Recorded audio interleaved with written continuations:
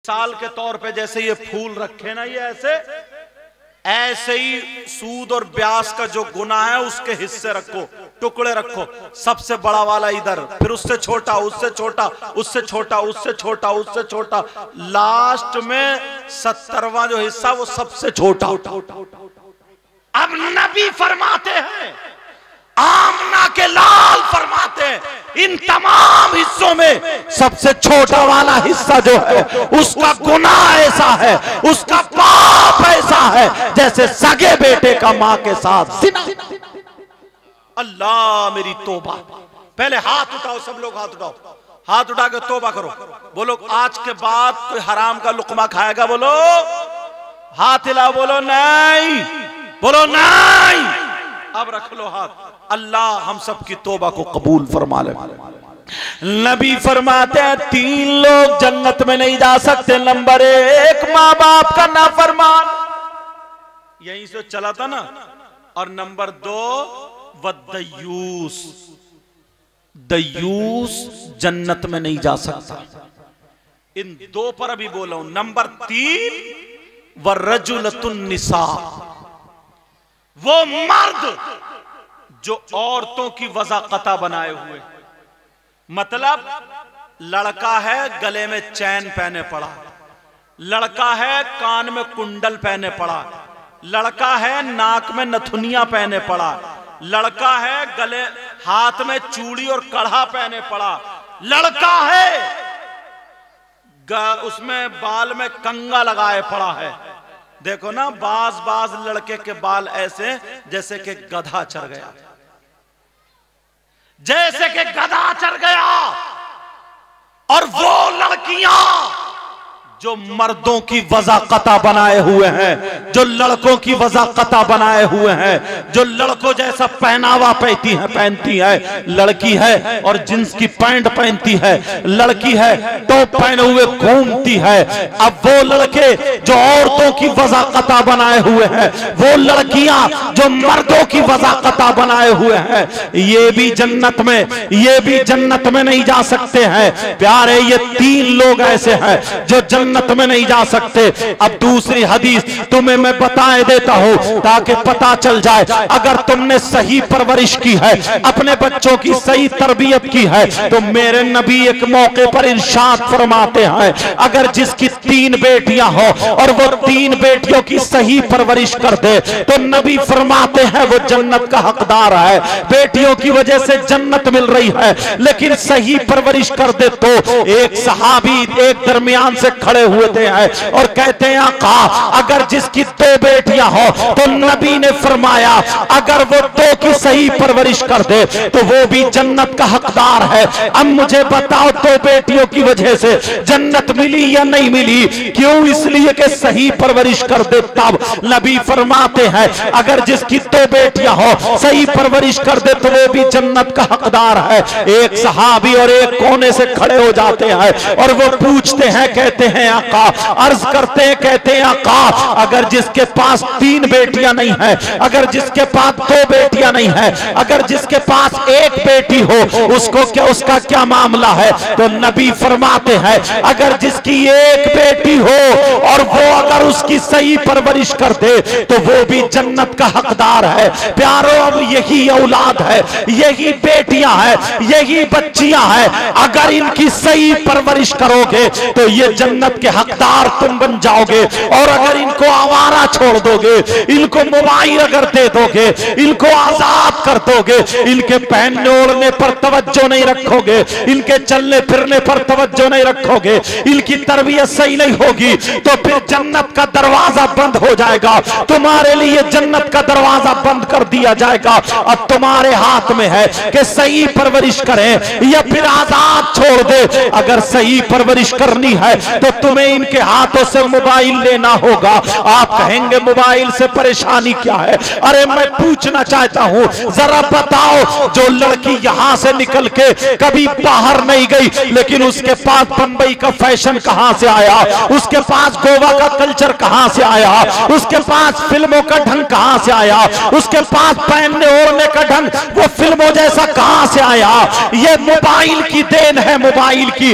अगर तुम अपनी बेटियों को मोबाइल ले लेते और मोबाइल लेने के बाद अगर इनके हाथ में कुरान दे देते, इनके हाथ में हदीस दे देते, अगर इनके हाथ में दीनी किताब दे देते, अगर हमारी बेटी दीनी किताब पढ़ती, हमारी बेटी अगर पढ़ती तो सैयदा फातिमा की जिंदगी पढ़ती, हजरत मैमूना की जिंदगी पढ़ती, हजरत हफ्सा की जिंदगी पढ़ती, हजरत खदीजा की जिंदगी पढ़ती, हजरत आयशा की जिंदगी पढ़ती, हजरत सैयदा फातिमा की जिंदगी पढ़ती। खुदा की कसम अगर हमारी बेटी सैयदा फातिमा की जिंदगी पढ़ती तो खाती हमारी बेटी लेकिन ढंग फातिमा का होता, पीती हमारी बेटी लेकिन ढंग फातिमा का होता, चलती हमारी बेटी ढंग फातिमा का होता, पहनती ओढ़ती हमारी बेटी ढंग फातिमा का होता, सोती जागती हमारी बेटी ढंग फातिमा का होता। अगर ऐसी बेटी बाप के घर में होती तो बाप के लिए रहमत बन जाती, और शौहर के घर में होती शौहर के लिए नेमत बन जाती, और जब मां बनती तो इसके कदमों के नीचे औलाद के लिए जन्नत। नारे तकबीर, जोर से नारे रिसालत, उलमाए अहले सुन्नत, फैज़ाने वालिदैन, वाह वाह वाह वाह वाह। लेकिन कहां मोबाइल दे दिया है हाथ में, एयरफोन कान में लगा है, रात भर मोबाइल चला रही है। और ये कुछ लफंगे लड़के हैं, ऐसे लफंगे लड़के जिन्हें न बाप का शऊर न माँ का शऊर, जिन्हें न खाने पीने का शऊर न ढंग, बस मोबाइलों पे चैटिंग कर ली, ये समझ रहा यही जिंदगी है। जमाना तुम्हें पता नहीं है कहां आ गया, हालात कैसे आपको पता नहीं। आज पूरी दुनिया हम पे नजरें टेके हुए, आज हमारे बच्चों को बर्बाद कर दिया। यहूद और नसारा ये चाहते थे, गैर लोग ये चाहते थे इनके बच्चे अय्याशी में पड़ जाएं, इनकी बेटियां बच्चलन हो जाएं, इनकी बच्ची और बच्चे अपने जिस्म को दिखाने लगे। वो हालात हमारे घरों तक पहुंचा दिए हैं। आप देख लो, हालात तुम्हारे सामने हैं, नजरों से नजर उठा करके देखो। उर्से पाक में अगर जाओगे तो तुम्हें पता चल जाएगा, उर्से पाक में अगर जाओगे जहां पर डॉक्टरी फेल है, हिकमत फेल है, अगर दवा काम ना करे तो किसी अल्लाह वाले की चौखट पे चले जाओ, अल्लाह वाले की नजर करम हो जाए तो उस बेड़ा पार हो जाएगा।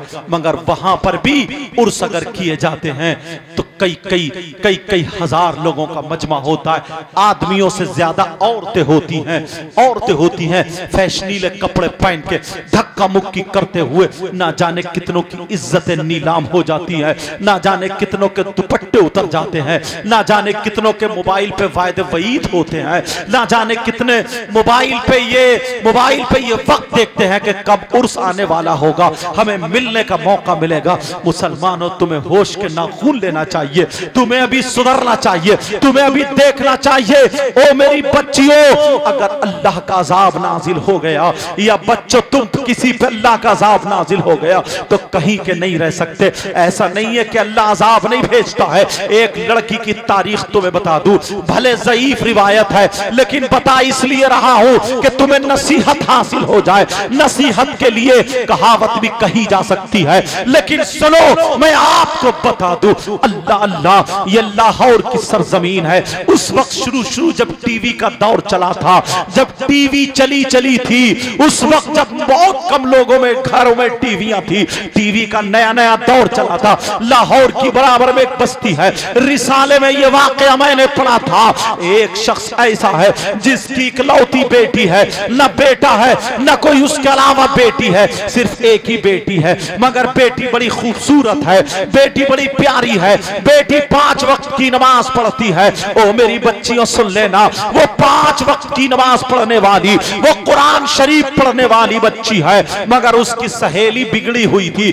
उसकी सहेली गलत थी, उसकी दोस्त जो थी वो गलत थी, उसकी माँ कहती है एक दिन जुमे का दिन आता है, अल्लाह अल्लाह जुमे के दिन वो लड़की कुरान शरीफ बैठे हुए जुमे की नमाज के बाद तख्त पे बैठे हुए कुरान शरीफ की तिलावत कर रही थी। आप जानते औरतें जुमे के दिन कुरान शरीफ पढ़ती है, वो लड़की जुमे की नमाज के बाद कुरान शरीफ की तिलावत कर रही थी। 16वां सिपारा पढ़ रही थी, तकरीबन आधा सिपारा हो जाता है, इतने में दौड़ती हुई उसकी सहेली आ जाती है और हाँफती हुई आकर के उसे चिपट जाती है, उसके गले में हाथ डाल के कहने लगती है, ओ मेरी सहेली, मैं तुझे अपनी जान से ज्यादा प्यार करती हूँ, मैं तुझे अपनी जान से ज्यादा समझती हूँ, देख मैं तुझे बुलाने आई हूँ। इसकी माँ अलग बैठे हुई चूल्हे पे मिट्टी लगा रही थी, इधर कहने लगी मैं तुझे बुलाने आई हूँ। कहा क्यों बुलाने आई है? कहा मेरे घर में टीवी चल रही है, अच्छे अच्छे गाने आ रहे हैं, जबकि गाने अच्छे नहीं होते हैं लेकिन नकल कुफ्र कुफ्र नबाशद। वो लड़की कहने लगी अच्छे अच्छे गाने चल रहे हैं, चल दोनों साथ में गाने दे सुनेंगे, चल टीवी देखेंगे। ये लड़की कहने लगी मैं कैसे जाऊं, मेरा भी सिपारा पूरा नहीं हुआ है, मैं अभी कुरान शरीफ की तिलावत कर रही हूँ, मैं कुरान शरीफ पढ़ रही हूँ, मैं कुरान शरीफ छोड़ के नहीं जा सकती। इस लड़की ने उसके सर पे हाथ मारा और मारने के बाद कहने लगी ओ पगली लड़की तू कैसी है? अरे जरा सोच, अगर टीवी से गाने निकल गए तो फिर क्या होगा, टीवी के सीन निकल गए तो क्या होगा, उसकी फिल्म निकल गई तो क्या होगा?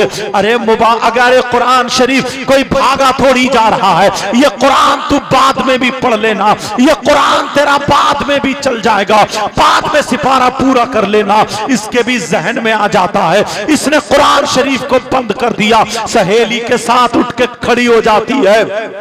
इसकी माँ ने आवाज दे दी, माँ कहने लगी ओ मेरी बेटी मत जा, ओ मेरी लख्ते जिगर मत जा, बहुत गलत बात है, कुरान शरीफ को छोड़ के मत जा।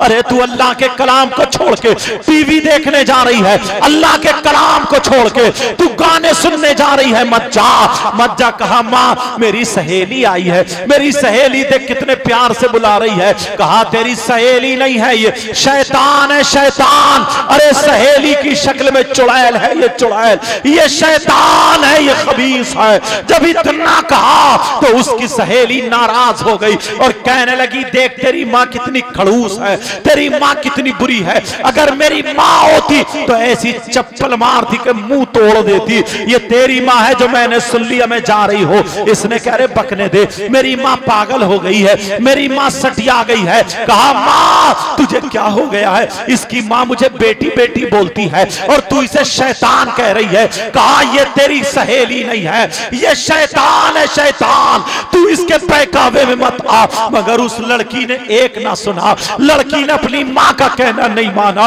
अरे कितनी लड़कियां ऐसी हैं जो अपनी माँ का कहना नहीं मानती है। ओ मेरी बच्ची हो, आज मैं तुमसे हाथ जोड़ के कह के जाता हूँ, अपनी माँ का कहना मत टालना, अपनी माँ का कहना हरगिज मत टालना। तुम्हारी माँ कभी तुम्हें गलत तालीम नहीं देगी, तुम्हारी माँ तुम्हारे बारे में कभी गलत नहीं सोचेगी। ओ मेरी बच्ची तू अपनी माँ की तरफ को, अपनी माँ की तरफ को अपनी गर्दन टेढ़ी मत करना। वो लड़की चली गई और जा करके उसने टीवी में जो देखना था देख लिया, लेकिन इधर अल्लाह नाराज हो गया, माँ रोती रह गई, उसने माँ को नाराज किया, अल्लाह नाराज हो गया।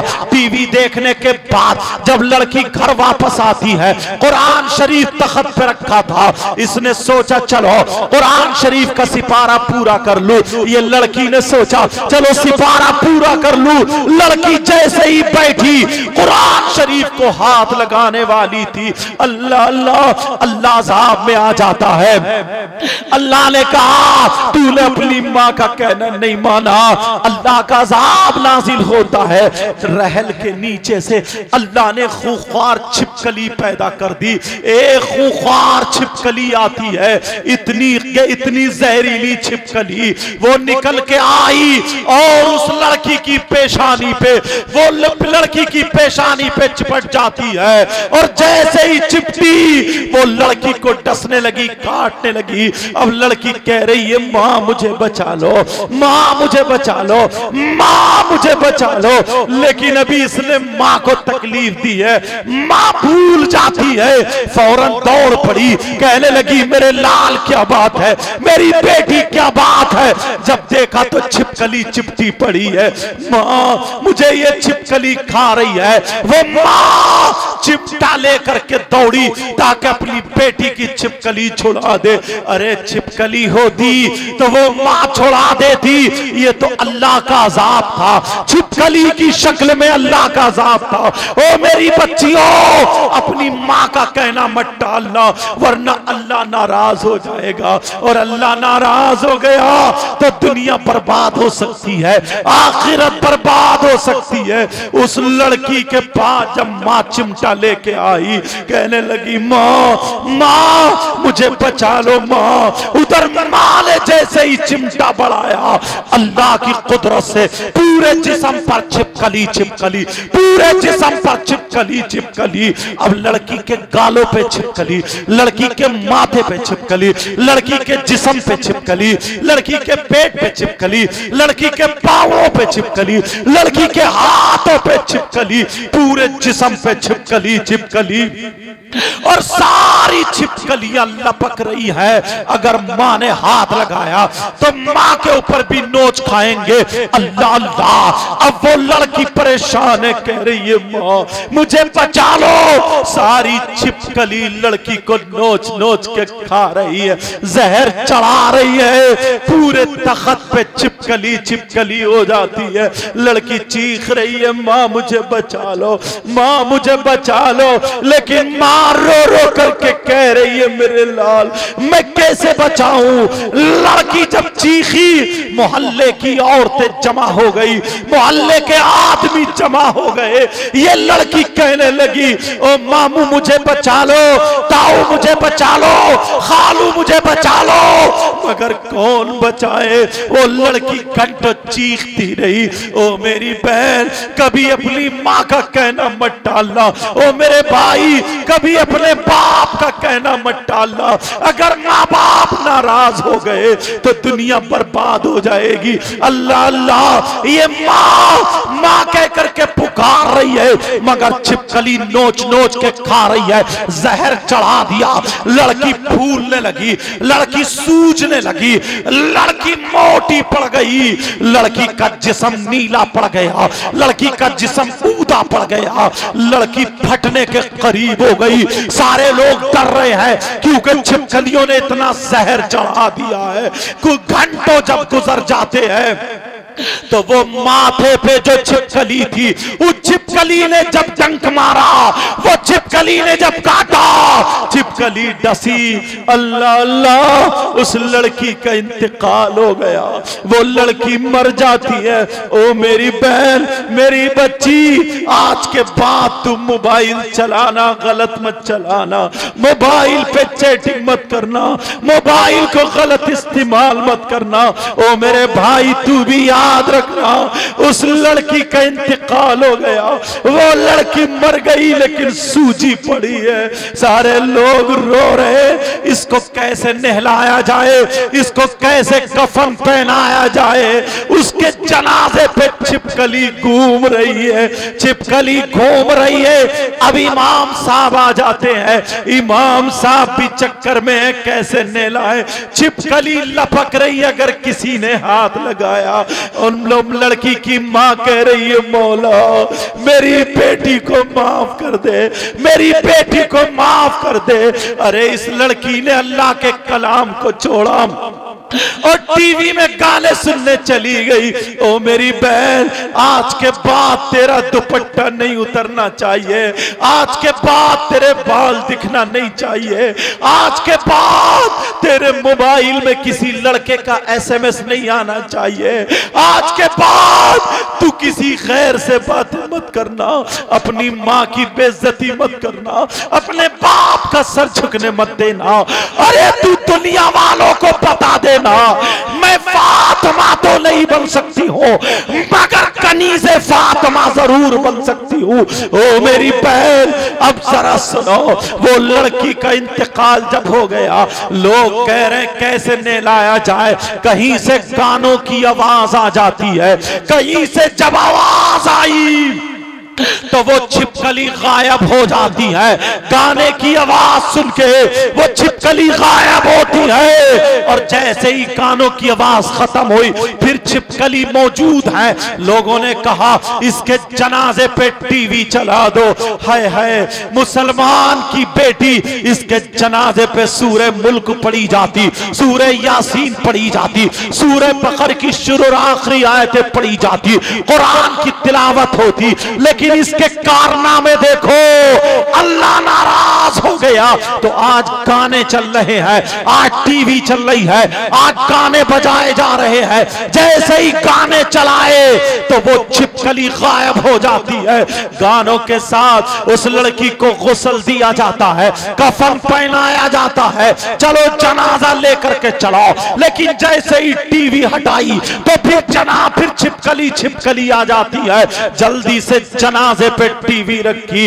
अपने तो अपने गैर भी कह रहे हैं पहला जनाजा देखा जो गानों के साथ जा रहा है, जो टीवियों के साथ जा रहा है। अल्लाह किसी की बेटी के साथ ऐसा ना करे, किसी के बेटे के साथ ऐसा ना करे। ओ बच्चियों, ओ बच्चों, आज तुम्हें सुधरना होगा। माँ बाप का कहना हरगिज मत टालना, मोबाइल को गलत इस्तेमाल मत करना। कितनी लड़कियों को तुमने उनको बिगाड़ दिया है, कितनी लड़कियों से तुम चैटिंग कर रहे हो, कितनी लड़कियों से मोबाइल चला रहे हो। ओ लफंगे लड़कों, क्या तुम्हारे घर में तुम्हारी माँ नहीं है? क्या तुम्हारे घर में तुम्हारी बहन नहीं है? क्या तुम्हारे घर में तुम्हारी भांजी नहीं है? क्या तुम्हारे घर में तुम्हारी भतीजी नहीं है? जरा सोच, जैसे तेरी बहन की इज्जत है वो भी तो किसी की बहन होगी, जैसे तेरी बेटी की इज्जत है वो भी तो किसी की बेटी होगी, जैसे तेरी भांजी की इज्जत है वो भी तो किसी की भांजी होगी, जैसे तेरी भतीजी की इज्जत है वो भी तो किसी की भतीजी होगी। अपनी भांजी को देखना, अपनी भतीजी को देखना, अपनी बहन को देखना, कभी तेरी नीयत खराब नहीं होगी, कभी तेरी नीयत नहीं बिगड़ेगी, कभी मोबाइल पे गलत इस्तेमाल नहीं करेगा। अब वो लड़की का जनाजा टीवी के साथ चलता चला जा रहा, लोग रोते हुए जा रहे हैं, लोग जनाजा लेके जा रहे हैं। जल्दी जनाजे को कोई कांधा देने वाला भी नहीं है। अल्लाह अल्लाह, कब्रिस्तान ले गए। जब कब्र पे पहुंचे, चलो टीवी हटा दो, टीवी हटा दो। लेकिन जैसे ही टीवी हटाई वैसे ही छिपकली आ जाती है, फिर फौरन टीवी रख दी। अल्लाह, मुसलमान की बेटी का जनाजा टीवी के साथ कब्र में उतारा गया। ओ मेरी बहन जरा सोच, कब्र में अहदनामा रखा जाता, कब्र में बेरी की लकड़ी पे सूरह बकर पढ़ के वो लकड़ी रखी जाती, सूरह यासीन पढ़ के वो लकड़ी रखी जाती। सो कब्र पे मिट्टी देने के बाद दाएं यानी दैनी जानिब यानी सराने और पैंती को सूरह बकर की शुरू आखिरी आयतें पढ़ी जाती या कुल अल्लाह शरीफ की तिलावत की जाती। आज टीवी उस मुसलमान की बेटी के साथ जनाजे के साथ टीवी रख दी। क्यों? इसलिए हमारे कारनामे ऐसे हैं। ऐ मेरी बहनों, मैं तुमसे कह के जाऊंगा, जब तक तुम्हारा इशारा नहीं मिलेगा, किसी लड़के की हिम्मत नहीं है जो तुम्हें SMS लिख दे। जब तक तुम लूज नहीं हो जाओगी, जब तक तुम नीची नहीं हो जाओगी, उस वक्त तक किसी की हिम्मत नहीं जो तुम पे हाथ डाल दे। लेकिन मैं तुम्हें दर्श दे के जाता हूं, अगर तू इस्लाम की शहजादी है, आज के बाद अगर कोई लड़का तुझे ऐसे तैसे नजरों से देखे या तुझे इशारा करे या हाथ चलाए, चप्पल लेके खड़ी हो जाना और उससे कहना जाओ अपनी माँ पे हाथ डाल, अपनी बहन पे हाथ डाल, अपनी भांजी पे हाथ डाल। मगर अफसोस तो यही है, आज तेरे गले में दुपट्टा नहीं मिलता, आज तेरे सर पे दुपट्टा नहीं मिलता, आज तेरा गला यहाँ तक चिरा हुआ दिखाई देता है। आज तेरी आस्तीन यहाँ तक दिखाई देती है, आज तू लड़कों की तरफ भागती है, आज तू मुस्लिम तो मुस्लिम गैर मुस्लिम लड़कों से मोबाइल पे सेट हो गई है। ओ इस्लाम की शहजादी, मैं हाथ जोड़ के ये मुनाज़रे अहले सुन्नत मुफ्ती जुल्फ़िकार साहब इनकी मौजूदगी में हाथ जोड़ के और यहाँ का स्टाफ इनकी मौजूदगी में ये दर्स दे करके जाता हूँ। ओ मेरी बहन, ओ मेरी बहन, ओ मेरी बहन, मर जाना मगर अपनी इज्जत का सौदा मत करना, मर जाना मगर इज्जत का सौदा मत करना, अपनी इज्जत नीलाम मत करना। इसलिए मेरे नबी की बेटी फरमाती है, सैयदा फातिमा फरमाती है, सैयदों की दादी फरमाती है, क्या फरमाती है? औरत के पास सबसे ज्यादा कीमती चीज उसका सोना चांदी नहीं है, उसके रुपये पैसे नहीं है, हीरे जवाहरात नहीं है। औरत के पास सबसे ज्यादा कीमती चीज उसकी इज्जत है, शर्म हया गैरत है, उसका पर्दा है, पर्दा। हजरत अली ने जब एक मर्तबा कहा था, कहा फातिमा बोलो मुझसे कुछ मांग लो, क्या मांगती हो? तो सैयदा फातिमा की आंखों में आंसू आ गए। कहा अली मना मत करना, कहा नहीं मना नहीं करूंगा, कहा मांगो।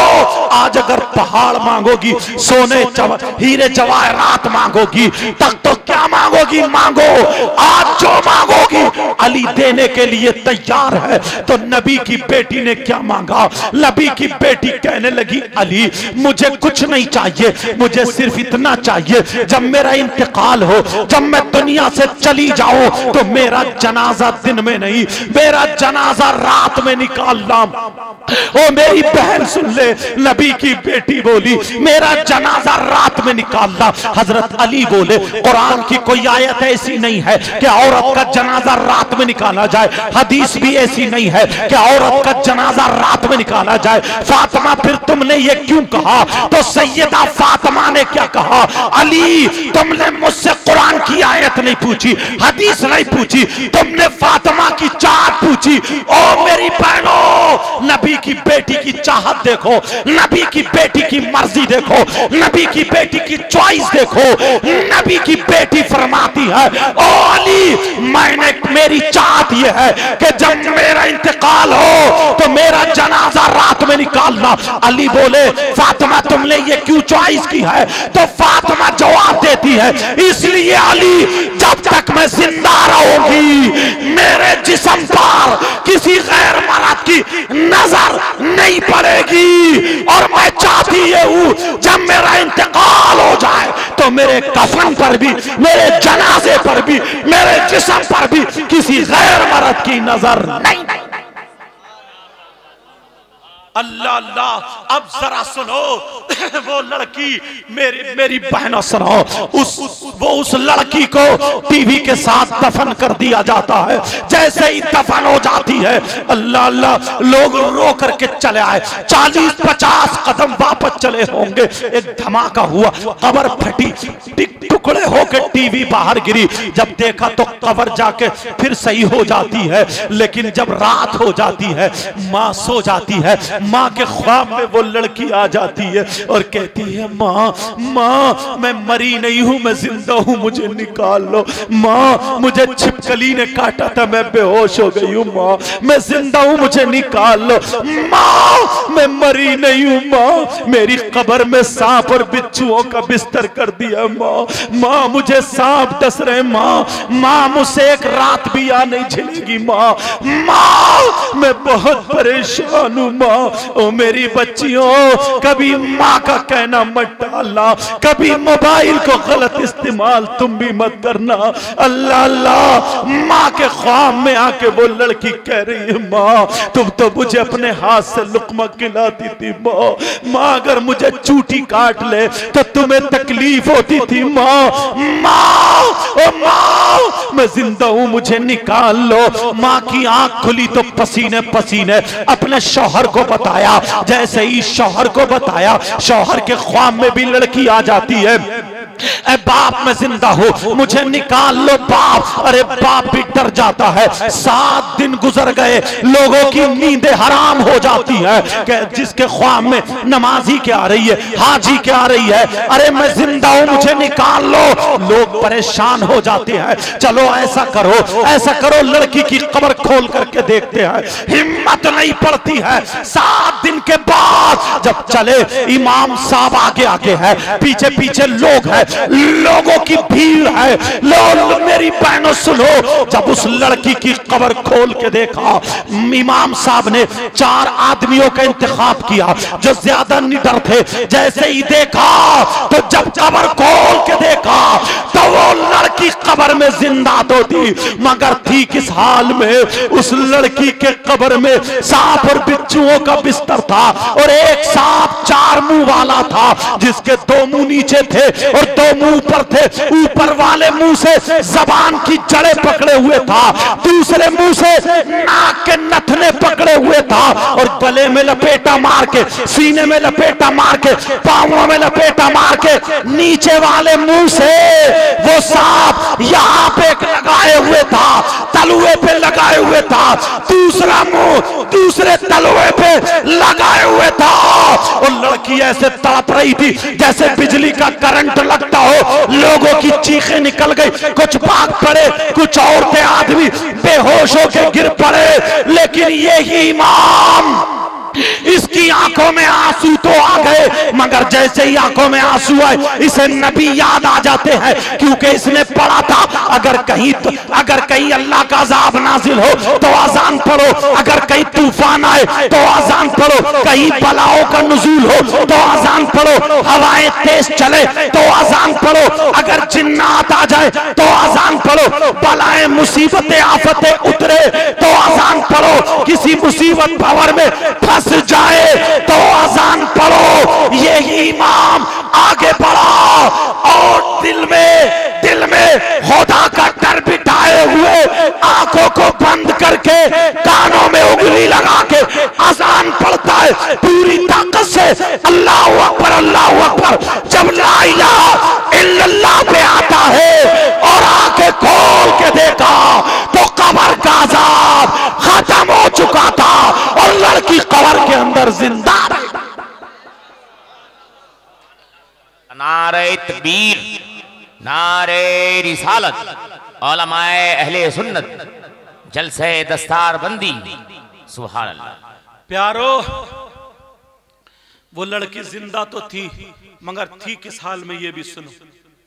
यहां से नीचे को उसका औरत का जिस्म था और यहां से ऊपर को उसका खिंजीर का मुंह बन गया। खिंजीर जानते हैं, सुअर, उसका मुंह बन गया था। पूछा कि क्यों? तो वो अब उसकी माँ अगर कुछ बोलती थी ना तो वो माँ को दांत पीसती थी, माँ की तरफ को मुंह चुड़ाती थी। माँ अगर कुछ बोलती थी तो मुंह टेढ़ा करके बोलती थी, माँ का कहना नहीं मानती थी। अल्लाह इस बात से नाराज हो गया। तो मैं हाथ जोड़ के कहता हूं, मेरी बच्चियों, मेरे भाइयों, कभी माँ बाप को नाराज मत करना, कभी अल्लाह की नाफरमानी मत करना। समझ रहे ना मेरी बात? कोई काम ऐसा मत करना जिससे अल्लाह और रसूल नाराज हो गए। मुफ्ती साहब को बहुत देर बैठे हुए, इससे आगे ज्यादा नहीं बोलूंगा। आप जानते हैं अभी दस्तार का मौका बाकी है, दस्तार बंदी है। और मैं आपको बताऊं यार, दिल पिघल गया है, मुझसे कहना भी नहीं आता। कितने बच्चे फारिग हजरत? 8 बच्चे यहां से फारिग हैं। मैं तकरीर करके आया, चला गया। लेकिन एक दिन हमारी भी ऐसी दस्तार थी, इन उलमा की भी ऐसी दस्तार थी। इनमें पता नहीं कौन मुफ्ती बने, कौन आलिम बने, कौन मुकर्रिर बने, कौन शायर बने।